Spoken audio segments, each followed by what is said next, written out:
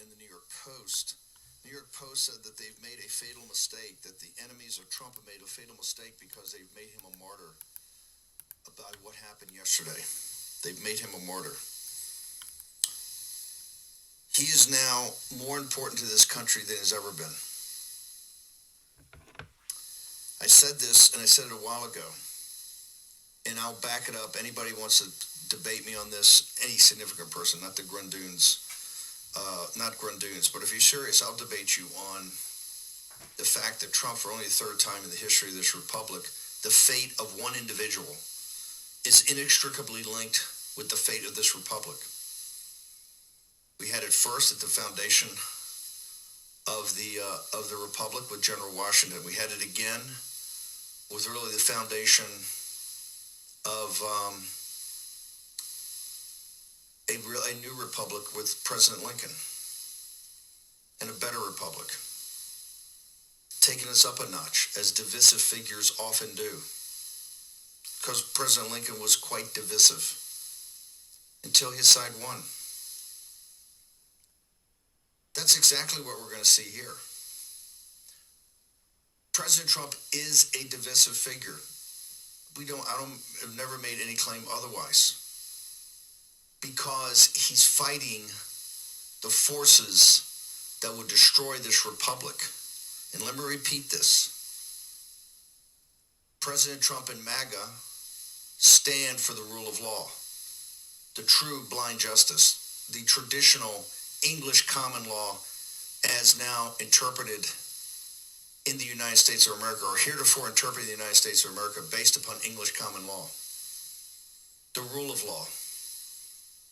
Now we have the reign of outlaws. Don't take it from me. Go back to what the French poet said. See what you see. Just watch it.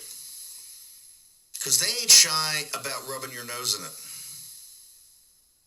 Just see it. And see if the reign of outlaws is what was bequeathed to you, and what is your duty, and what is your responsibility. It can't all be on Trump. And I understand we ask you to do a lot, and you do a lot. This is why you've attracted the world's attention.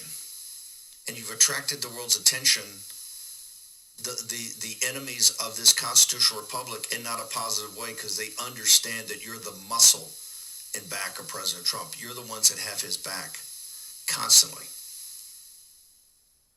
And we have a lot more victories than we have defeats, and we have some defeats. Or we have some maybe partial wins. And we're going to have some more. But if we hang together and we stay focused on what is in front of us and what must be done with clarity, in the fog of war, with clarity, we'll win this. And not just win it. After winning it, we'll be able to execute on that victory. And you should be able to see every day,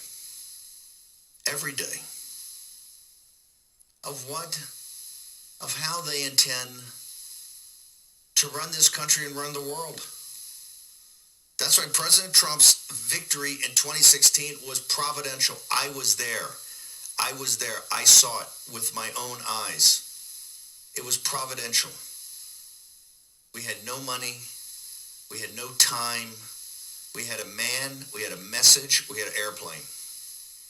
And we had the American people in Michigan, in Wisconsin, in Pennsylvania, in Ohio, in Iowa, in all of it. They never thought he could pierce the blue wall. Remember, we were mocked and ridiculed every day by Morning Joe and all of our betters, all the geniuses, as President Trump would refer to them. And we won. And in 2020, he won again. Even bigger, much bigger. But we didn't close in the transaction because it was stolen. They told us how they were going to steal it. And that has been the railhead. That has been the railhead of all of this. And that was providential. Remember, they stole the first election too, because they set up the resistance, or they set up the nullification project from the beginning. is now is coming out. You got Matt Taibbi. You have all these people. Remember, Matt Taibbi was one of Andrew Breitbart's biggest foes now, but he's seen the light. He's become awakened. He's not the he's not the Matt Taibbi that used to fight Andrew Breitbart all the time. He's kind of understood now in his life what Andrew Breitbart was actually saying. But the steal was also providential, because now we see exactly what they want to do, exactly who they are, exactly what they will do, exactly what they value. They've turned over their face cards, and it's every aspect of life.